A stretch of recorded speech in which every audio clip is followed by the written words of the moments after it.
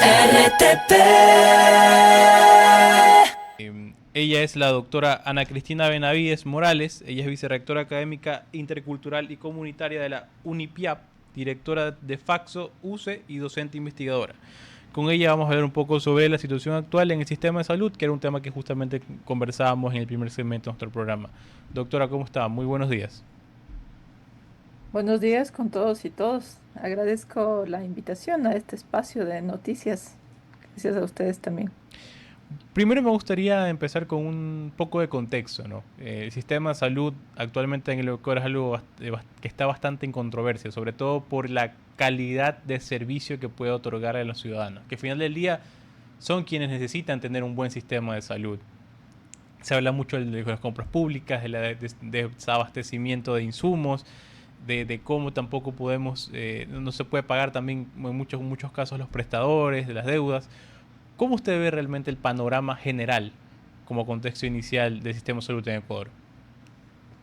Bueno, en general, tanto la educación y la salud son uno de los sectores más sensibles que tiene el Estado. Y creo que desde hace algunos años precisamente han sido uno de los más afectados. Ya hay una garantía constitucional que tanto a salud y educación tienen que entregarse los recursos necesarios para sostener los dos sistemas, que son la base sobre la cual se sostiene la inclusión social en nuestro país. En el caso de la educación, la Constitución garantiza la educación pública, gratuita y de calidad hasta el tercer nivel, es decir, hasta la educación de grado para formar profesionales en el país. Vemos con tristeza e indignación cómo los recursos a la salud y educación en los últimos años cada vez se han ido recortando. Y eso, por supuesto, que preocupa no solamente a los actores involucrados, involucradas, sino también a toda la sociedad. Finalmente, el acceso a la salud y el acceso a la educación permiten también superar las barreras de la pobreza, pobreza extrema, que pues en nuestro país cada día se acrecientan más. Doctora, una pregunta. Viendo un poco lo que está pasando en el sistema de educación, ¿se puede decir que en el sistema hay una crisis estructural o viene a ser un problema más coyuntural? ¿Cuál es el problema en educación que se puede evidenciar en este 2025, en lo que viene del 2026? Bueno, yo creo que hay en el sistema de educación superior hay dos niveles que es importante discutir. Las universidades y escuelas politécnicas somos parte de un fondo en el cual se nutre de varias fuentes. Una de esas fuentes son precisamente el IVA y la renta, aquello que como consumidores pagamos todos diariamente, nutre ese fondo. Recordemos que el IVA fue incrementado a propósito un poco de luchar contra la corrupción, contra la delincuencia, lo que vive un poco el país, pero también el fondo se nutrió de esos recursos provenientes del impuesto al IVA y también a la renta.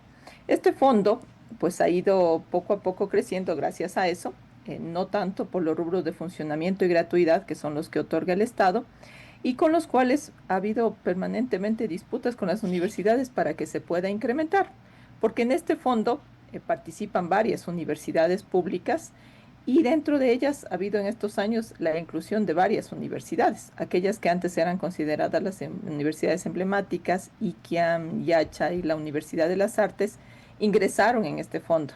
Nosotros también en este año, en el 2025, la Universidad Intercultural de las Nacionalidades y Pueblos Indígenas ingresó al fondo, ya que obtuvo la institucionalización y es una universidad pues que está en crecimiento.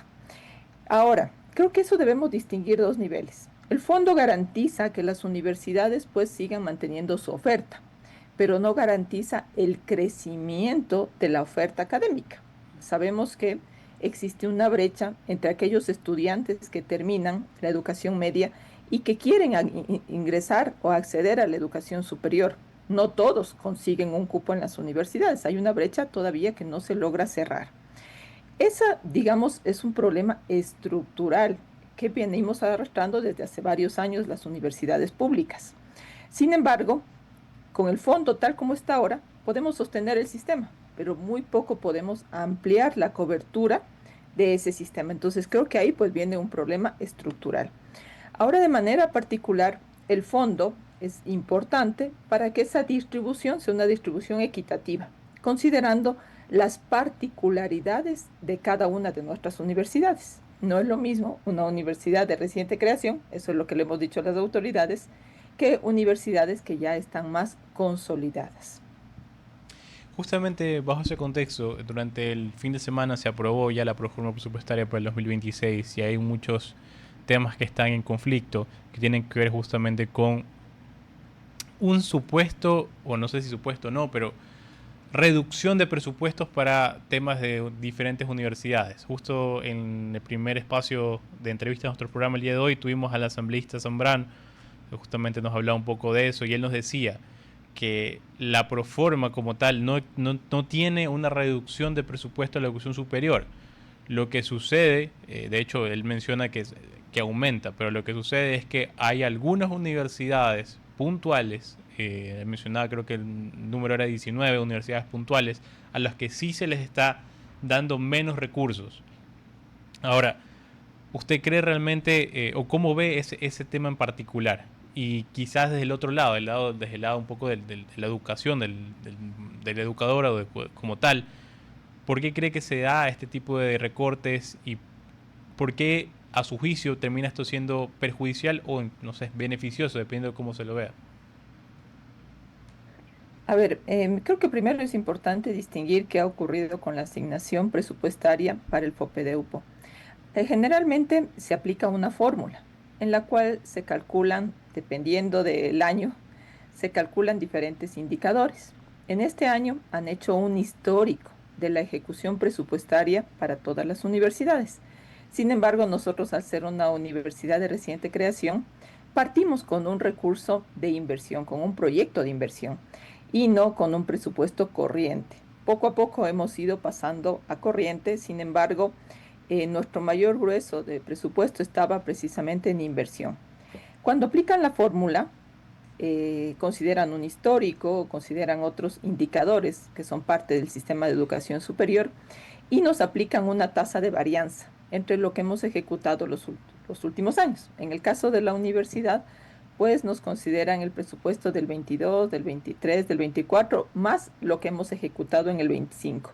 Recordemos que el 25 fue un año electoral y por tanto tuvimos una proforma presupuestaria, fue prorrogada al inicio del año y luego a mediados de año se aprobó ya el presupuesto definitivo, pero los recursos a la universidad, a todas las universidades, apenas llegaron en el mes de octubre.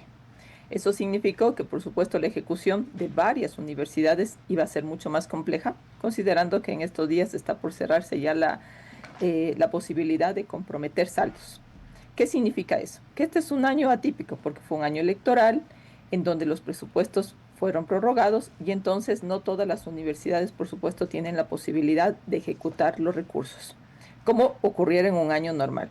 En el caso de nuestra universidad, nos aplican una particularidad y es que consideran aquellos rubros que proceden del gasto corriente. Pero nosotros en el gasto corriente evidentemente teníamos mucho menos recursos que lo que teníamos en inversión. Eso hizo que en el caso de nuestra universidad, pues el presupuesto prácticamente quede reducido menos el 68%. Somos la universidad a la que le impacta más esa reducción, precisamente porque no tenemos todavía, al ser una universidad de reciente creación, no tenemos todavía pues un historial de ejecución presupuestaria y demás. Por ello es importante, y han alertado varios actores, asambleístas que nos han apoyado, han alertado que varias universidades están sufriendo pues el mismo recorte, precisamente por la aplicación de la fórmula. Eso incluye universidades, por supuesto, más grandes, establecidas, que prácticamente van a ver comprometidos varios de sus sectores. En el caso de nuestra universidad, la afectación, por supuesto, incluso incluye la nómina de empleados y trabajadores que tenemos en la universidad, porque ya nuestra universidad al momento más o menos tenemos comprometido unos 5 millones de dólares en personal, es decir, en trabajadores que son docentes, técnicos docentes, personal administrativo, que viven y son parte de esta universidad. Cuando nos reducen prácticamente al 68% menos, entonces están comprometiendo también la ejecución de la misma universidad. Eso es un poco lo preocupante y por lo cual hemos acudido a los medios de comunicación, hemos acudido a los asambleístas, quienes el sábado tuvieron la posibilidad, pues precisamente de debatir hasta dónde la afectación en el caso de la Universidad Amauta Huasi supera cualquier posibilidad de que tengamos los recursos necesarios para sostener la ejecución del siguiente año. Nosotros lo hemos visto en este gobierno que se ha mencionado la ayuda de instituciones privadas, más que nada en ayudar a invertir en las Fuerzas Armadas para ayudar a implementar los planes para combatir el narcotráfico. ¿No sería bueno que también el gobierno vea a las empresas privadas como una ayuda o ese soporte para las universidades públicas que pudieran ayudar un poco con los costos que vemos que el gobierno obviamente en su presupuesto no los puede mejorar? ¿Esa ayuda de una institución privada sería buena en estos casos o no se la ha contemplado mucho? Bueno, la empresa privada podría precisamente aportar ese 25% del impuesto a la renta, que lo hacen a través de fundaciones o a través de los GATS también, podrían hacerlo hacia las universidades, por supuesto. Y creo que las universidades son el espacio apropiado en donde esa inversión precisamente podría verse reflejada en posibilidades de formación, es decir, de generación de profesionales, pero también en investigación y vinculación con la sociedad. Creo que esas funciones sustantivas que son parte del sistema de educación superior podrían ser beneficiadas también por la empresa privada. Así que ahí más bien, si ahí el sector privado está dispuesto a invertir, creo que eso ayudaría muchísimo como parte de la autogestión de las universidades, por supuesto, para mejorar los procesos de formación, de profesionalización, pero también para investigar. Una de las cosas que demandan precisamente las universidades es contar con los recursos necesarios para la investigación, para la vinculación con la sociedad, que permite que nuestros profesionales pues se puedan insertar en el mercado profesional mucho más rápido de lo que ocurre cuando precisamente no hay la posibilidad de establecer estas alianzas. Ahora, doctora, con una última pregunta. Generalmente se habla, y también hay esta narrativa construida desde parte de diferentes actores del gobierno, de actores políticos en general, de que, por ejemplo, o se reduce el presupuesto en ciertas unidades educativas, ciertas instituciones en general, porque justamente no pudieron ejecutar al 100% su presupuesto el año anterior. Entonces, como no hay esa ejecución presupuestaria del 100%, digamos, finanzas, el ministerio determina, ok, si no hay esta ejecución, probablemente no se necesita, entre comillas, esos fondos, los voy a tomar y los voy a repartir hacia otro lugar, hacia otro segmento donde sí se requiera. En el caso particular de sustitución o de quizás algún otro caso que usted conozca, ¿es real que esa ejecución presupuestaria no se cumple al 100%? Y en el caso de que lo fuera, ¿cuáles son las razones por las que, por ejemplo, no se podría cumplir al 100%? Bueno, sí es bien importante conversar sobre el tema de la ejecución presupuestaria, sobre todo en la arquitectura general del Estado. Recordemos que como mencionaba hace un momento, es un año electoral. Partimos de un presupuesto prorrogado del 2024 y pues ya después de que se eligió al gobierno actual, nuevamente se puso en debate la proforma presupuestaria, que recién se aprobó pues un poquito pasado mediados de año. Eso significó que los recursos que nos habían asignado a inicios de año nos fueron retirados hacia el mes de junio y recién nos devolvieron los recursos en el mes de octubre. ¿Qué significa eso? Que hay unos meses en los cuales solo pudimos pues pagar salarios, no hay mayor ejecución de proyectos y demás. Eso nos pasó a todas las universidades y entiendo también al sector público. Y entonces lo que ocurre en ese proceso es que te queda pues a partir de octubre, mediados de octubre hasta esta semana, porque ya no se pueden comprometer más recursos después de esta semana, ¿qué tienes? Prácticamente un mes, máximo un mes y medio para la ejecución de recursos.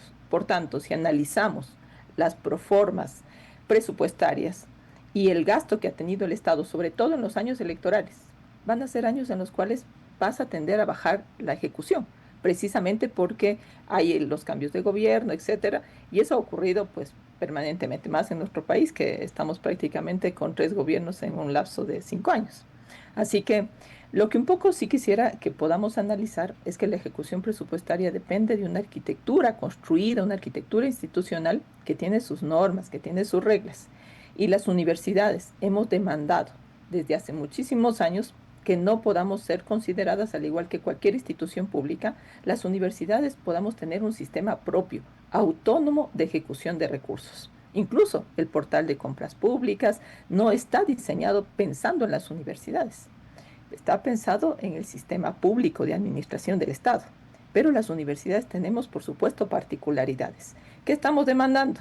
Un sistema propio, en el cual podamos prorrogar presupuestos o tener presupuestos más largos que nos permitan hacer ejecuciones que no dependan siempre del cierre fiscal, que tiene que producirse necesariamente pues, en este mes, y de esperar siempre los recursos desde el Ministerio de Finanzas y a veces también desde la voluntad política del gobierno de turno. Así que creo que es pues un problema complejo, en efecto, como bien lo mencionas, y en donde pues necesitamos trabajar muchísimo las universidades para construir un sistema de administración de finanzas en donde se considere las particularidades de esa universidad, de las universidades, en donde, por supuesto, pues los actores, eso lo hemos demandado al CES, al CENACID en su determinado momento, el que ese sistema y ese sea parte también pensado con todos los actores del sistema de educación superior. Perfecto, doctora. Le quedamos muy agradecidos por su tiempo y esperamos contar con usted en una siguiente ocasión. Muchas gracias. Muchas gracias a ustedes y un saludo a toda la ciudadanía pues, que ha seguido el tema. Les invitamos a que defendamos la educación pública, porque creo que todos somos hijos de esa educación pública y gracias a ella precisamente se forman muchísimos profesionales en este país. Un saludo cordial con todos y todas. RTP